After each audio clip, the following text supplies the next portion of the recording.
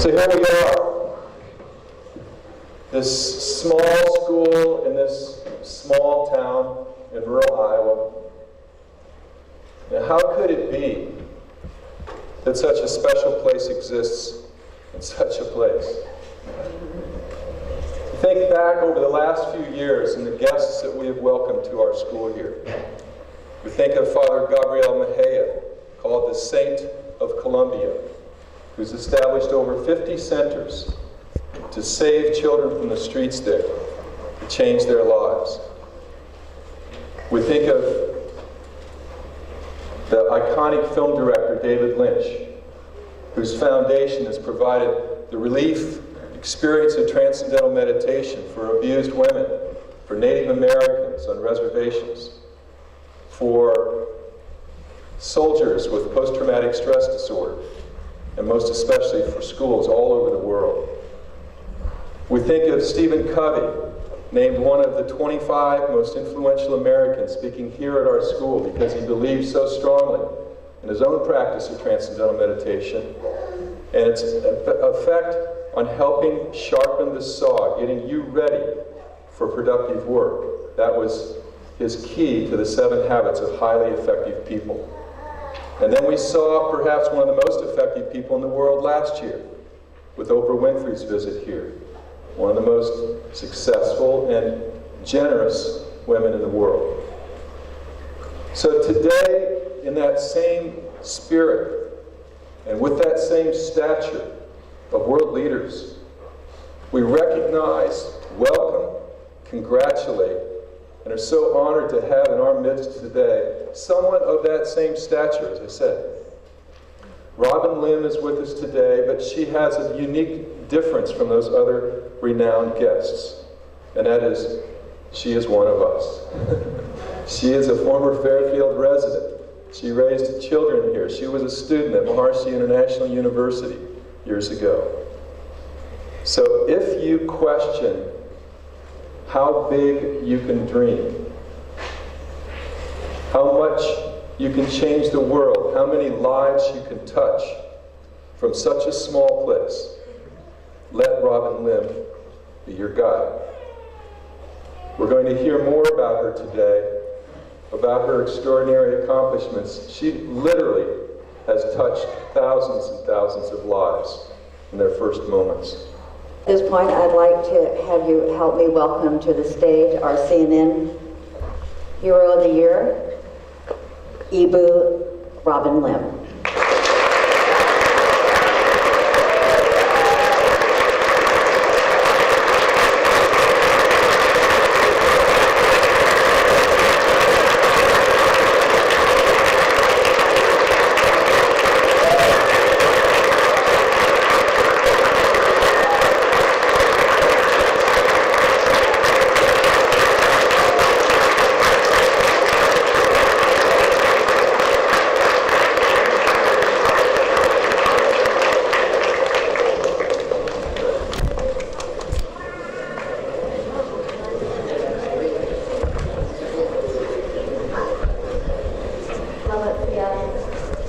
Which means happy mid-morning.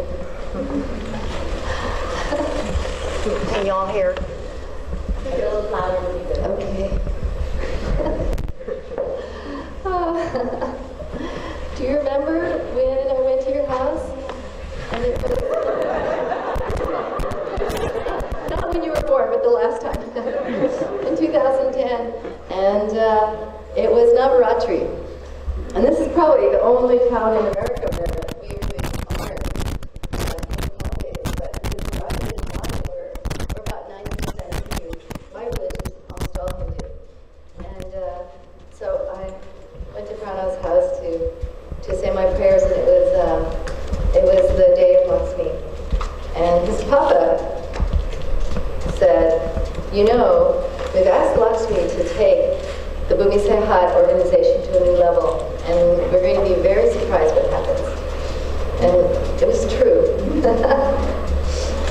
And I think that for me, coming here has been something I've looked forward to, something I've dreamed of. You know, I had to wait till someone else paid my airfare because I'm a volunteer. And it finally happened. two different conferences, one in Washington, D.C. and one in San Francisco, asked me to come, and they bought us tickets. And I said, good, I can go to Fairfield now. And, I think probably all of you get that feeling growing up in a town like this and the kinds of families that you have, that you're different. Hold on, I gotta take my shoes off. Also in Bali, we don't wear shoes at home. No, I'm at home here. This is my home. I vote in the state of Iowa by absentee ballot.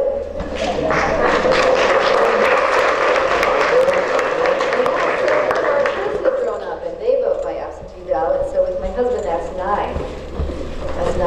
And when there's a recount, the absentee ballots are very important. So wherever you go in the world, remember, Iowa's a swing state. You got to keep voting in your swing state.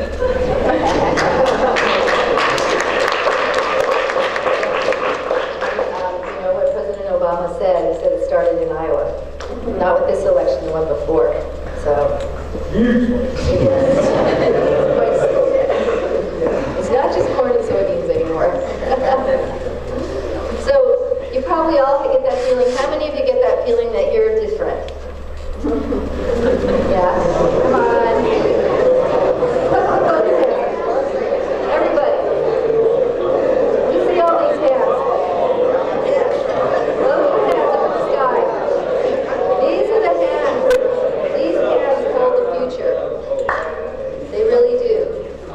I'd like to put my hands together for you because you hold the future.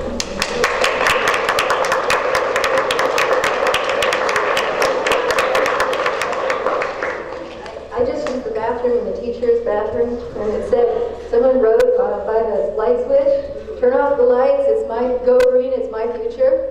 That made me so happy. It made me so happy. Right now, the clinic that we're building with the CNN money is going to be solar powered. And yeah,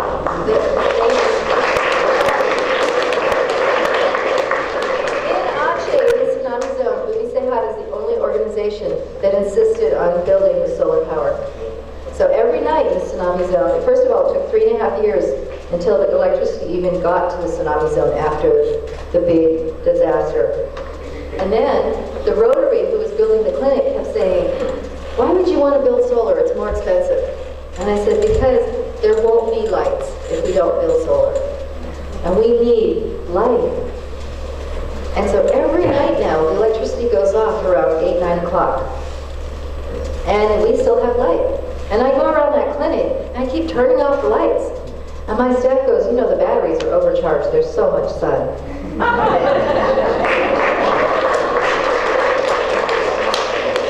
And I'll give you a little secret.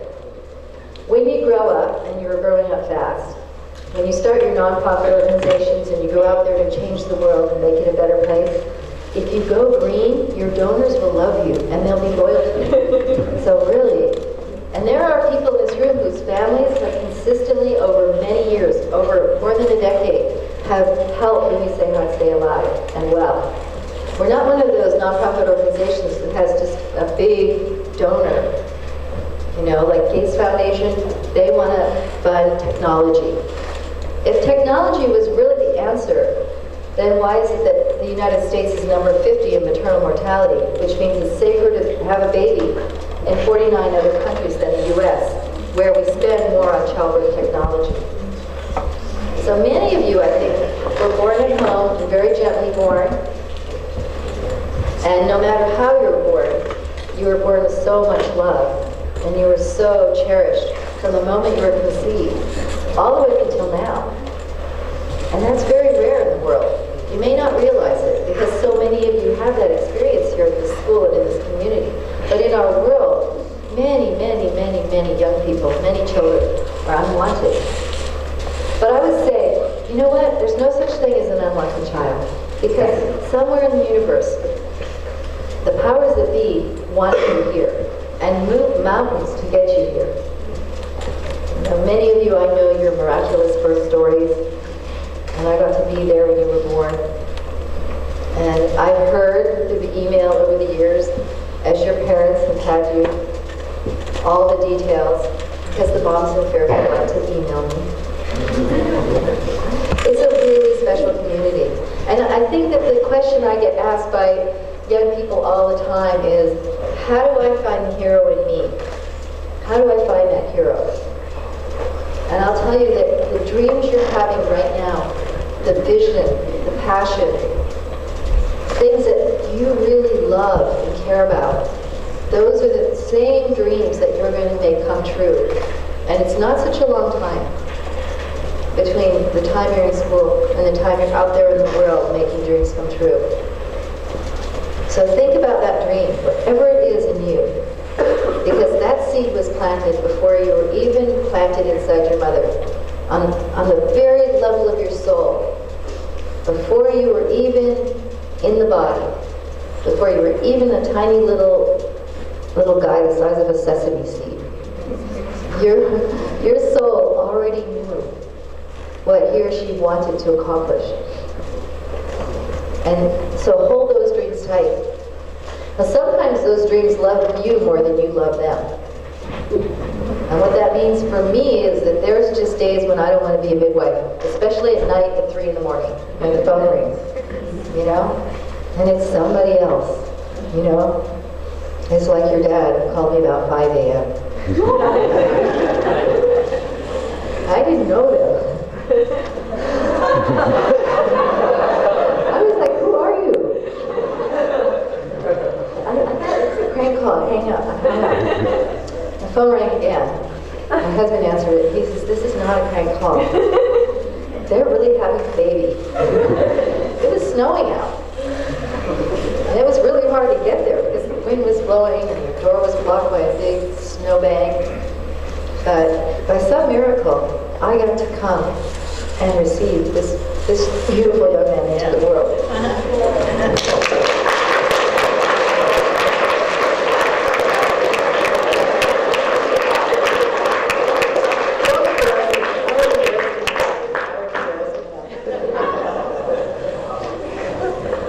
And each of you, today, when you go home, even before you do your homework, bug your mother and father and say, what was my birth story? If you don't already know it, and even if you already know it, ask them to tell your story again.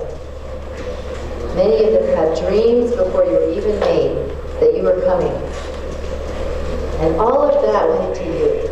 All of that special, incredible energy that we can't even really say where it comes from, but we know it's there. We know it's there. I think I told a story last night, which I don't know if very many of you were there last night. It's kind of late. You were there? Oh, you can tell me the grown-ups are, they have to wear tie, right? Oh, some of the young guys have to wear tie. Just wear the wildest tie you can find, okay? Make your own.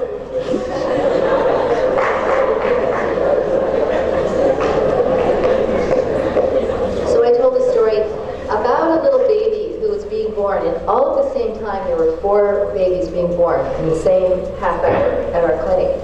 So we had lots of midwives. We were calling extra midwives to come in. And one of the young student midwives came to me and she said, Igurus means baby's not right, which meant that the heartbeat was too slow. Now, a normal heartbeat for a baby inside is 120 to 160 beats per minute, which is a lot faster than yours is now. You know, when you're born, your heart's beating really, really fast. And that's normal while you're growing inside your mother. Isn't it great? We grow under her heart. And so, of course, when I heard that, I left the mother whose baby was just born, quickly washed my hands, ran into the other birth room, and we got that mother some oxygen. We got her on her side. We turned her over so that maybe the baby, the umbilical cord was compressing. It would let some of the pressure off. We did everything we could to try to help, but the baby's heartbeat was still 40, which means the baby's dying. So, of course, the mother could hear this, and she knew we were worried, so she was worried too. And so, you know, we start doing things to speed up the labor, because we need to get her baby out so we can do CPR. But we can't get her baby out until she's fully dilated. Fortunately, she was fully dilated. We gave her a bunch of spoons of honey. Yeah. I think I learned that that from Eva Marie Zemek. If you need energy, you need a spoon of real honey. Yeah? Because all that energy from all the flowers and the bees, it's like pure silver. So we gave her honey. And, still that baby's heartbeat was 40 and she was pushing. But it was going to be 10 minutes or more before we could get that baby out. So by then, the baby would have died. And one of our midwives, and she's from Timor-Leste, and I don't know if you studied East Timor. It's right now the youngest country in the world. And it's one half of an island in the middle of Indonesia that's seceded. They got their freedom because they really needed their freedom. And so she's a freedom fighter.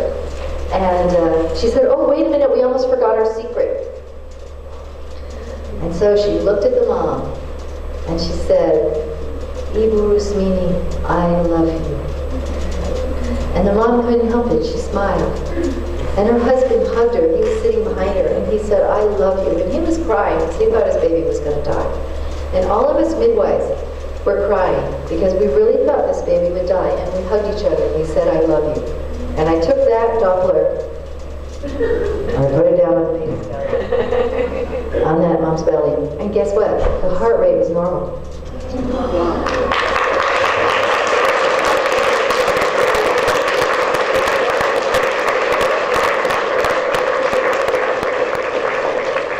That baby boy was born with a lot of challenges. He has a hair lip and a cleft palate, but he is fully loved. His parents don't care that he's different. He is going to have surgery any day now because he's already reached 5 kilos. When you reach 5 kilos, there's another organization that we work with that will call the Smile Foundation that will do the surgery for free. And they're very, very poor. And why did the baby have these deformities, these birth defects? Because the mother was hungry. Because the mother was eating white rice with a little bit of coconut oil and salt, and that's really all she had. She didn't even have enough money for vegetables. She was hungry. Which is why 981 mothers are dying every day on Earth. They're not sick people, they're not elderly people. They're in the prime of their lives just having a baby. But because of the problems with food, and I think a lot of people here know about food security. You're growing up in a town where you have the chance to really understand what it means to be sustainable. Going green isn't just about having power for the next generation. It's about saving lives. And sharing love is about saving lives, which that birth proved. So can you look at each other and say, I love you? Don't be shy, do it.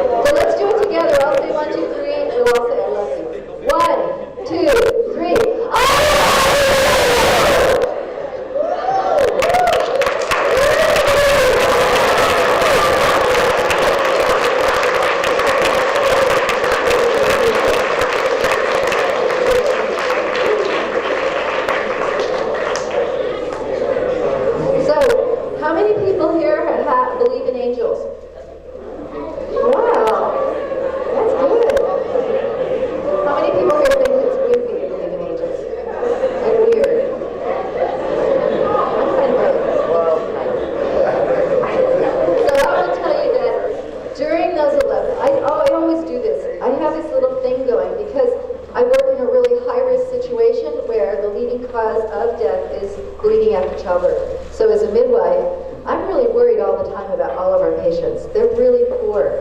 The beggars come to us to have their babies. And they really do bleed a lot. And we have to make sure they don't die. Because it's funny. If someone comes to the clinic, even if we've never seen them before, and bleeds and dies, it's never happened. If that happens, the government will come and get mad at us. We didn't do it. We didn't make her poor. We didn't feed her badly. But it's our responsibility. So we really have to pray, and we have to ask for help. And we have to set our intention in the purest way every day. So as midwives and nurses and our doctors, all of our birth keepers, we have doulas that work there, we have craniosacral therapists and acupuncturists, regular old doctors, we have everything. We have chiropractors come through, and all of us as a team, we really set our intention for the highest good every day. We always say, it's not about me. Can you please do whatever it is it takes to bring the highest good today and tonight? Because we work 24/7. We've never closed our clinics. Never. We would never do that. And hi, Toba. Even Toba came and volunteered for a long time. We miss her. Lots of people from this town have volunteered. You might know people who have come. People who are from the school. Tammy Bargerstock, Erin Keeneman, Sarah Averbach, Sarah Estrin. So many of your alumni have come and volunteered and made a difference. Not only in Bali, at the clinic there, but in Aceh, in the tsunami zone, where it was pretty bad.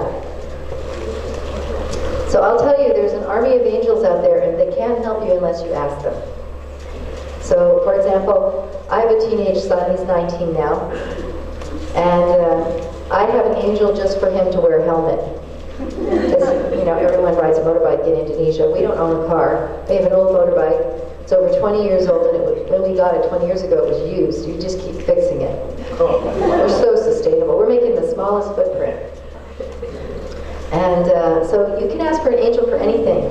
During the 11 weeks of voting for CNN, there were over 6 million people, according to the producers, voting, and most of them were voting for us. Wow. Isn't that amazing? They couldn't believe that I was surprised, because our patients don't have computers. We did set up a computer in the hallway, and our ambulance driver, he would teach people how to use a computer. You can't imagine, they never touched a computer. They were afraid to touch it. What if I break it? They go, this is an old computer, it's an old desktop, someone donated it, you're not going to break it. They got their first email address and they learned how to vote. That felt kind of bad when the moms in labor were bent over going, and voting. It's kind of too much, come on. And I said, well, you don't have to vote. And our ambulance driver would say, yes, she does. So, I tried to find out, like, when it all happened that night, I was so in shock, and they took me away from my family, because a lot of my family were there. In fact, you know who was there? My sex education teacher from when I was 14 and 15. I was turning 15. He got me so excited about reproductive health, and I'm still... He and his wife were there. I got them tickets. So the midwife that received my first 2 children into the world was there. There were lots and lots of really amazing people there. And my mom was there. And you know what she said? Oh, this is really funny. She's walking up the aisle with me, and the Shrine Auditorium has over 4,000 seats, and it's full. And I didn't know until they told me later that 16 million people were watching that show. It was the most watched television show in history at that day. I don't know, maybe the election, but that was on many channels. But on one channel, 16 million people watching one television show in one night, all over the world. That was the biggest audience ever. And you know, I was pretty nervous, and I didn't know what was going to happen.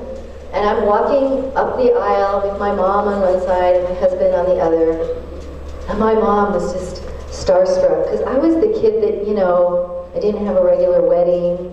And I didn't go to my high school graduation. I was a rebel. Just go to your high school graduation, okay? It's not for you. It's for your mom and dad. You know, they go through a lot to get you through this experience. You know, at my college graduation, I was like this big pregnant. My mom was so embarrassed. She sat in the back like this. And so I thought, well, my mom must be really happy. So we're walking up the aisle. And she's so little. She's Filipino, and she's really little. She's half Chinese. And she looks at me and she says, very nicely, she says, oh, Robin, this is so nice. And I'm feeling like, finally, I'm making my mom happy.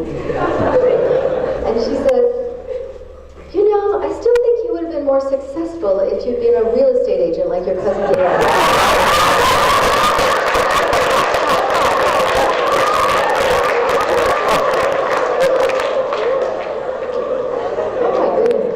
My husband looks at me and he goes, uh-oh.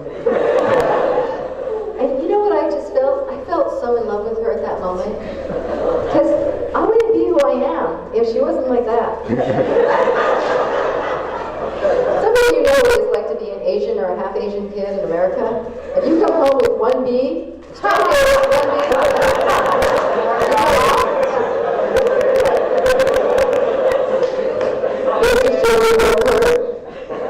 Really? You know, I'm looking at those A's going, I'm the #1 student in the class. My teacher likes me the best, but my mom and my dad go, you got a B.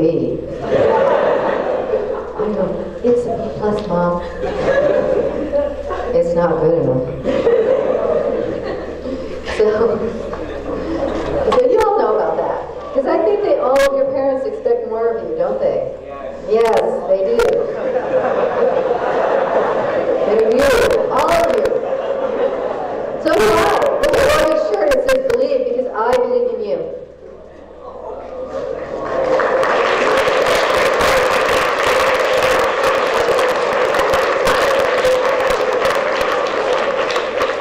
If you do one thing for each other, please believe in each other. Believe in yourself first, but sometimes that's not always easy, is it? Believe in yourself, oh my goodness, you know, I got a pimple. I forgot to wash my uniform this weekend. Oh yeah, that happens all the time, doesn't it? You know, I just know I'm going to be late. I don't know I'm going to be late. I really should have slept in. All those things come up every day. All those little doubts. Just put them aside and just remember to believe in yourself. But believe in your friends. You know? Tell your friends. And those teachers, they believe in you, right? Do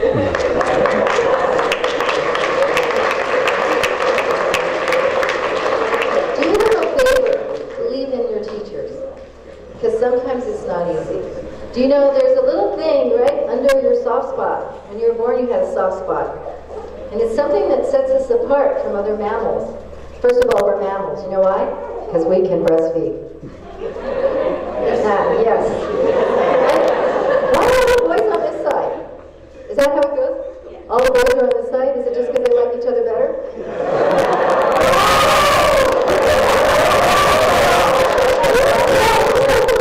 You go to temple in Bali, and all the men are on this side, and all the women are on this side. And I'm like, what?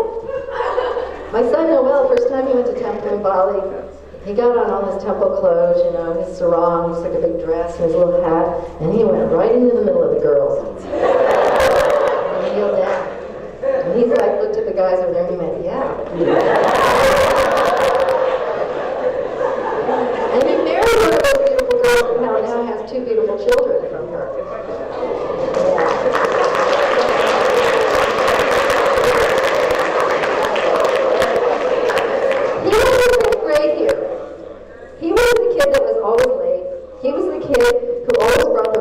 On the wrong day, and he was the kid whose teacher, her name was Robin also. Is she still here? And she believed in him. She was from Canada, and she believed in him. No matter how, you know, his tie was always crooked, and how messed, you know, he had trouble, he had 2 left feet, and she believed in him, and it made a huge difference. So up here is your pineal gland, right? And that pineal gland, as you become a teenager, as you get into middle school and then into high school, it gets bigger. So just physiologically, your pineal gland, now, you're not allowed to put your hand on a Hindu person's head in Bali because they don't want you to interfere with their connection to the divine. They will not walk under a clothesline. They'll stand under a tree because that increases your connection to the divine. But under a clothesline, no, somebody might have hung their underwear there. I couldn't understand that. They'll walk way around the clothesline. And I'm like, why don't you just duck under there? No. Don't cut your connection. I'm like, my connection's pretty strong. They go, don't mess with your connection.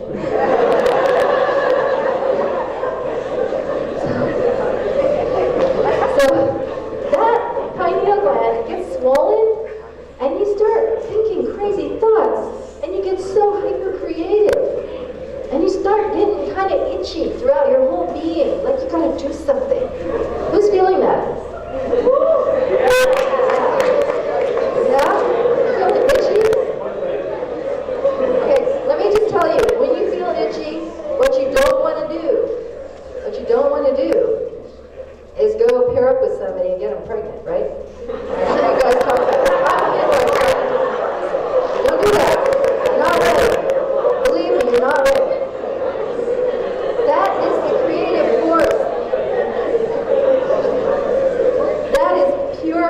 intelligence right there. It's right there. Okay? Use that. Use that. Because it is so powerful. And we just know medically that you guys are in the most spiritually alive time in your lives. You know, that's why so many teenagers get in trouble. They don't see it as spiritual energy. They don't understand that about themselves. They just think they're itchy. You're just really waking up. Your soul is going, yes, I'm here. And I'm connected. And the more connected you stay, and the more you cherish that dream, take care of it like you would a baby. Because that dream really loves you. Whatever that dream is, it really loves you. Some of you guys kind of feel like maybe your parents named you something weird. I mean, I'm 55 years old, and I tell you, when I got to school, people would go, "What are you named after, a bird? Robin? Oh, that's weird. There's nobody named Robin. Everybody's Kathy and Debbie, and I love those names. I was really jealous." My son Hanuman, so Robin, you know how you get your name? They take 5 little dry palm leaves and they write in Sanskrit 5 different names. So my kids were all sitting around on the 42nd day. So when you're first born, you have your number, which is Wayan number 1, Made number 2, Nyoman number 3, and Katut number 4. Katut means enough already. And then if you have another one, after enough already, then that's Wayan again. And actually, they call you Wayan Palik, which means Wayan, turn around again. So he was Wayan because he was my 5th. And, you know, we waited because we just didn't know what to name him. We had so many kids, we didn't know what to name him. So in the Hindu way, we wrote on 5 lantar palms 5 different names. And my kids told the priest and the priestess that were there doing the ceremonies, write Hanuman, because their favorite story is Ramayana. We used to tell that story all the time. We put a coconut in our room and we tell the story, because they say if you put a coconut in the room and you tell any part of the Ramayana, the real Hanuman will come and sit down, because he's never left the earth. He loves this earth. He's the monkey energy that we still have here. And so my kids said, write Hanuman, and the priest said, oh, no, you don't name a kid after an animal. And the priestess goes, well, you know, he's half God. And then I said, well, you know, I'm part Native American, and in our tradition, you do name children after an animal. And you just hope that a dog doesn't come and sit down next to your teepee when you're giving birth. And the kid's going to be called Dog at Sunrise or something.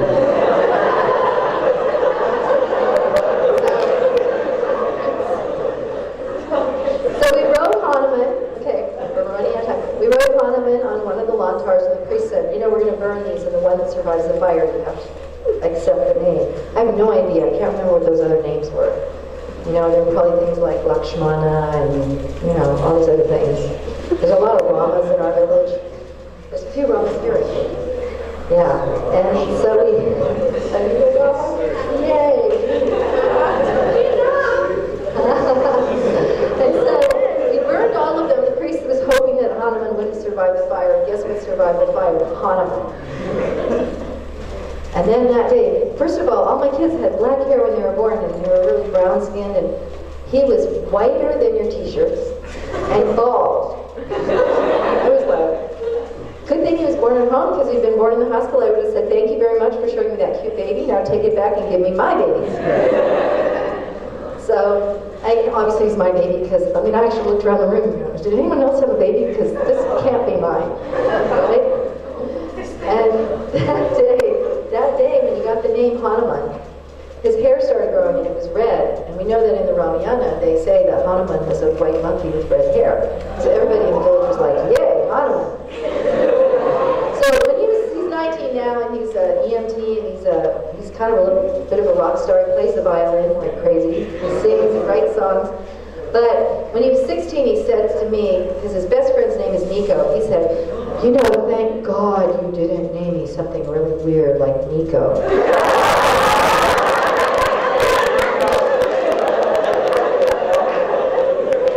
I'm like in the middle of eating my papaya for breakfast.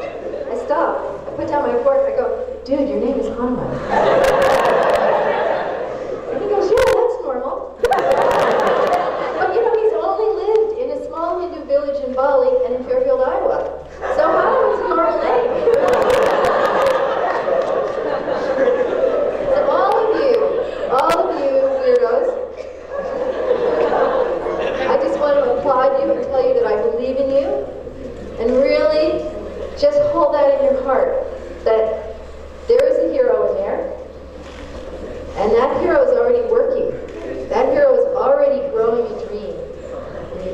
that dream and you love that dream and you ask the angels for help, you can have as many as you want.